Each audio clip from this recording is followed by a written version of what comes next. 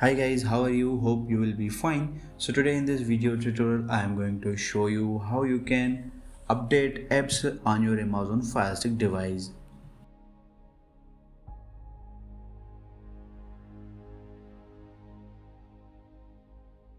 So first of all, what you have to do, you need to press remote home button for 3 seconds, and here you will find 4 options. So you need to click on search option, and here move forward to find my FireTV option.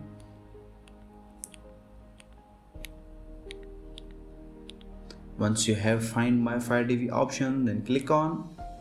Now here as you can see first about option, so click on. Now scroll down and click on check for updates and click on. So here as you can see right side, your FireTV is up to date. So you can use this method to update your Firestick apps. Now go back home screen by pressing remote home button. And I hope this video was really helpful for you, and please don't forget to click on like button, share button and subscribe button. And if you have any question, then comments on below.